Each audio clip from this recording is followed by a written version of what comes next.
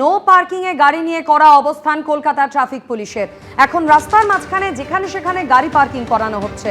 টোটো auto দাঁড়িয়ে পড়ছে, কোনো পার্কিং নিয়ম মানা হয় না, অনিয়মিতভাবে পয়সা তোলা হয়, বেআইনি পার্কিং বরদাস্ত নয়, হুঁশিয়ারি দিয়েছেন রাজ্যের মন্ত্রী দিলীপ ঘোষ।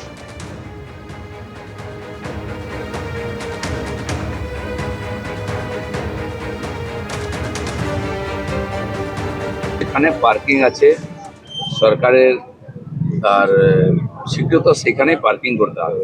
এখন দেখি রাস্তাঘাট যেখানে সেখানে গাড়ি দাঁড় করাচ্ছে সবাই, টোটো থেকে আরম্ভ করে চার চাকার গাড়ি, ট্রাক, কোনো কিছু মানা হয় না, অবৈধভাবে পয়সা তোলা হয়, তাদের সাধারণ জনতারই অসুবিধা হয়। আমাদের এখানে রাস্তাঘাট কম, কলকাতা থেকে আরম্ভ করে গ্রামীণ শহরগুলোতেও ছোট রাস্তা থাকে, গাড়ি ঢুকবে তার জন্য নিশ্চিত সময় করা আছে, সেই সময়ে লোডিং আনলোডিং হবে, বাইরে থেকে মাল আসবে।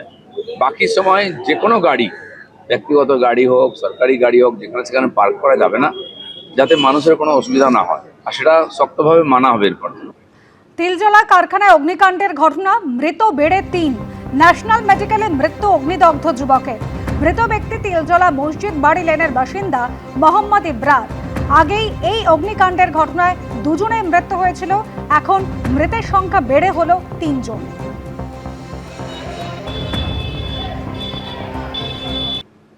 ষাট ঘন্টার লক্ষ্যমাত্রা, দ্রুত গতিতে চলছে চিংড়িঘাটা মেট্রোর অবশিষ্ট অংশের কাজ। শুক্রবার রাত ৮টা থেকে শুরু হয়েছে প্রথম দফার এই কাজ, যা চলবে আগামীকাল অর্থাৎ সোমবার সকাল ৮টা পর্যন্ত। দ্বিতীয় দফার কাজ শুরু হবে ২২শে মে আগামী শুক্রবার রাত ৮টা থেকে এবং চলবে ২৫শে মে সোমবার সকাল ৮টা পর্যন্ত। দ্বিতীয় দফায় যান নিয়ন্ত্রণ চলাকালীন বন্ধ রাখা হবে উল্টোডাঙ্গাগামী বাইপাসের মূল রাস্তা। সল্টলেক বা নিউ টাউনের দিক থেকে আসা গাড়ি চিংড়িঘাটা মোড় থেকে শুধুমাত্র বাঁ দিকে টার্ন নিতে পারবে, এমনটাই জানা যাচ্ছে।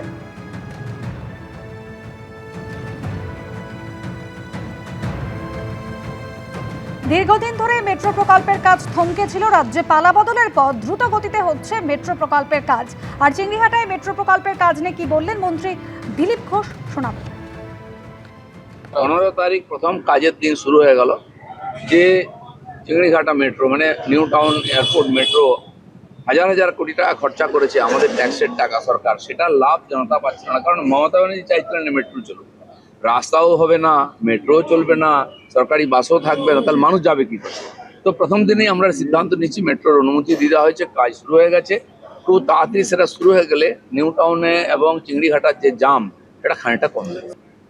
আর অন্যদিকে মেট্রোর কাজের জন্য আজ বন্ধ টালিগঞ্জ থেকে ব্রিজি পরিষেবা। খুব তাড়াতাড়ি নিউ গড়িয়া মেট্রো স্টেশনের পুনর্নির্মাণের কাজ শুরু হবে। তার আগে ব্রিজি মেট্রো স্টেশনে আজ হবে রেক ঘোরানোর জন্য পরিকাঠামো তৈরির কাজ। আজ একদিনের জন্য বন্ধ থাকছে এই রুটে মেট্রো পরিষেবা। এরপর নিউ গড়িয়া মেট্রো স্টেশনকে বিচ্ছিন্ন করে তা ভাঙার কাজ শুরু হবে। কাজ শুরু হওয়ার পর ফের নিউ গড়িয়া মেট্রো স্টেশন চালু হতে সময় লাগতে পারে 6 মাস। এবিপি আনন্দ, এগিয়ে থাকে, এগিয়ে রাখে।